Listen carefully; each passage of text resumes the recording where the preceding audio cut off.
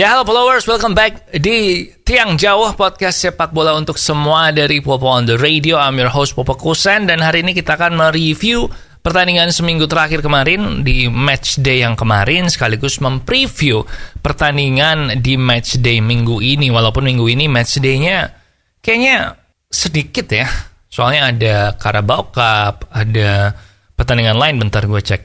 Minggu ini... Ya, actually minggu ini libur sih, jadi nggak ada preview. Jadi kita akan mereview pertandingan weekend kemarin aja. Ada beberapa pertandingan, dan sebelumnya gue mau ngucapin Kongsi Facai.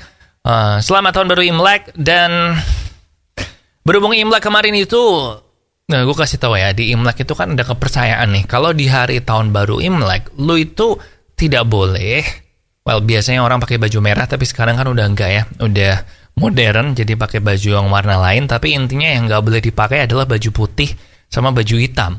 Dan kemarin di tahun baru Imlek itu ada pertandingan Arsenal lawan Man United, di mana home-nya itu Arsenal pakai baju merah dan si MU ini pakai baju putih dan celana hitam. Jadi menurut gua itulah penyebab kenapa MU kalah sama Arsenal di hari tahun baru Imlek. Mereka pakai baju yang dilarang dipakai. Harusnya kalau mereka pakai baju yang hijau, nah kayaknya bisa tuh.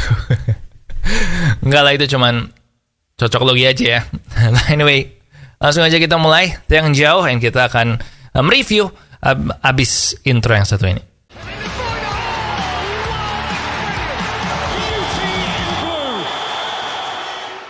Ya, welcome back di Popo on the Radio, madly inspiring. And tadi udah kita singgung sedikit di pembukaan, dan kita langsung aja mereview pertandingan yang pertama, yaitu Manchester United melawan Arsenal.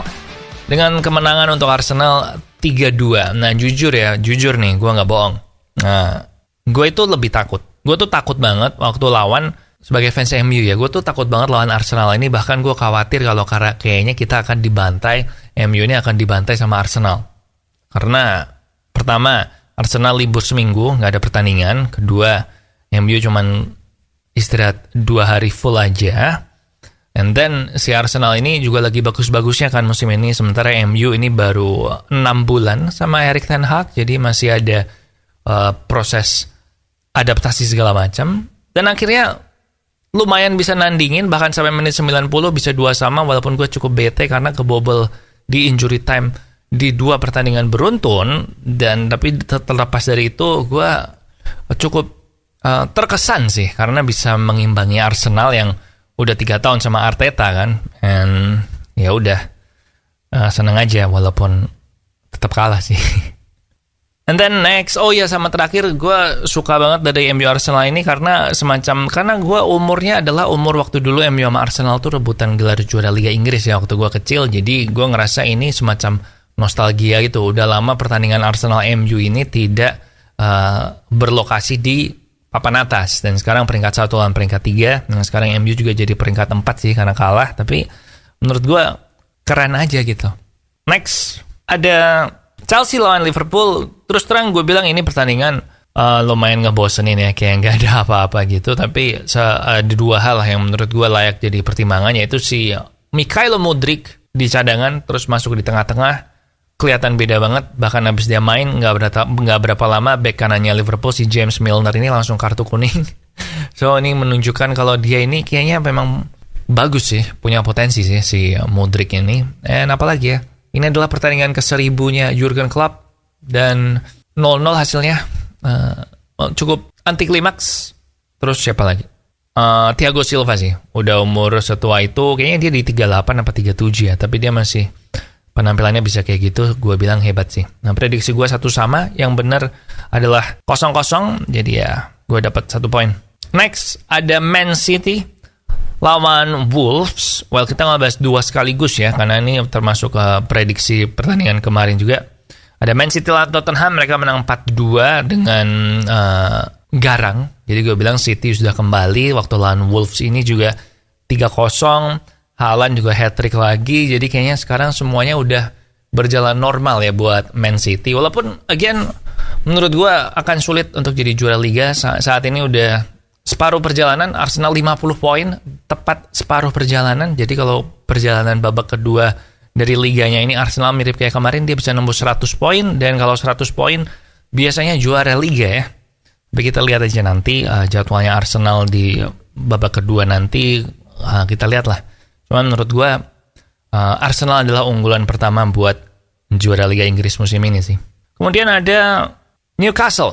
Walaupun cuma seri sama Crystal Palace 0-0, tetapi ini menunjukkan bahwa si Newcastle ini emang udah progres banget ya. Salah satu ciri-ciri tim juara itu adalah pertahanannya susah ditembus. Dan Newcastle walaupun belum beli banyak pemain, terutama pemain menyerang, tapi lini belakangnya mereka itu sulit ditembus. Terakhir kali Newcastle dibobol di Liga ya, itu tuh bulan Oktober, men. Jadi ini udah November, Desember, udah 3 bulan lebih mereka nggak pernah kebobol di Liga. Jadi menurut gue ini pencapaian yang luar biasa, solid foundation di belakang, dan ini bisa menjadi modal Newcastle untuk jadi kandidat juara sih untuk, kalau nggak musim ini kayaknya enggak, tapi untuk musim depan. Jadi excited buat ngelihat Newcastle ini, karena Newcastle again dulu juga papan atas juga kan, jadi ini kayak raksasa tidur mulai pada bangkit nih mulai di musim ini. Dan West Ham sama Leicester, akhirnya West Ham duluan yang meraih kemenangan. Mereka mengalahkan Everton 2-0. Jarrod Bowen akhirnya ngegolin lagi setelah beberapa lama ini struggling ya penampilannya. Dan Leicester lumayan, prediksi gue kalah sama Brighton, tapi bisa 2-2 sama Brighton menurut gue oke. And si West Ham ini memakan korban ya. Gue sempat bilang kalau si Rodgers, Lampard sama David Moyes itu adalah 3 manajer yang posisinya paling gak aman di awal tahun 2023 ini, dan akhirnya udah memakan korban satu. Jadi setelah kemarin Everton kalah sama West Ham, Frank Lampard pun akhirnya dipecat dari Everton. Mereka sekarang ada di posisi ke-19, and Lampard ini rekornya sama Everton memang parah sih. Gue lupa seri berapa kali, tapi dia menang 12 kali, kalahnya 24 kali si Lampard ini. Menurut gue ini termasuk keajaiban, karena si Lampard ini bisa bertahan selama itu di Everton padahal jelek banget mainnya. Kalau di home sedikit lebih bagus defense-nya, tapi masih jelek. Jadi ya good luck ya buat Frank Lampard di langkah selanjutnya. Minggu ini ada Carabao Cup semifinal, jadi MU akan lawan Nottingham Forest. Kemudian yang satu lagi si Newcastle itu akan melawan Southampton. Besok Southampton lawan Newcastle jam 3 pagi, kemudian minggu depannya lagi. Nah, weekend ini kayaknya FA Cup deh. Weekend ini FA Cup, dan pertandingan pilihan gue adalah Arsenal lawan Man City. Sabtu dini hari nanti, 28 Januari jam 3 pagi. Itu sih partai pilihan Popo ya. Prediksi gue bisa, sulit sih. Arsenal City, gue gak berani ngasih prediksi lah. Maybe 2-2, but antara 2-2 atau 2-1, tapi nggak tahu yang menang siapa. Itulah, gue kali ini pilih cari jalan aman aja ya buat prediksinya. So I guess that's it buat yang jauh kali ini. Gue nggak gitu ngomong panjang lebar, tapi buat fansnya MU gue mau ngasih pesan, tenang aja, nggak usah buru-buru, nggak usah Ten Hag out segala macam. Menurut gue Ten Hag ini bagus banget. Again tadi gue udah bilang alasan-alasannya MU udah kayak gini, tapi tetap bisa ngimbangin. Dan harap diingat ya, Ten Hag ini baru 6 bulan. Tapi si MU ini udah kelihatan gaya mainnya kan. Bahkan ketika lawan tim yang bukan lawan Arsenal sih, tapi ketika lawan tim yang bertahan, mereka tuh bisa melakukan kombinasi pasi untuk membongkar pertahanan lawan. Dan menurut gue ini sesuatu yang kelihatan sih, faktor Ten Hag juga sih. Jadi fans MU gak apa-apa, jangan khawatir. Mungkin kemarin udah masuk gua beberapa hari, tenang aja. Masih panjang, yang penting kita harus support si Erik ten Hag ini dan juga mensupport decision-nya dia juga. Bahkan walau sampai sekarang si Wout Weghorst gitu belum begitu kelihatan ya. Tapi sebenarnya gol pertamanya MU kemarin Rashford itu bisa terjadi karena si Weghorst ini sih melakukan semacam damiran gitu. Kalau lo main PES tau lah ada damiran gitu kan. Jadi udah itu aja, gue gak mau kepanjangan ngomong soal ini karena toh MU ya kalah juga kan. Congrats again buat Arsenal. Kayaknya peluang juaranya terbuka lebar sih buat mereka. So itu dia, kita akan ketemu lagi di Tiang Jauh minggu depan yang akan mempreview pertandingannya depan yang bulan Februari itu, sekaligus mereview ya FA Cup sama Carabao Cup inilah.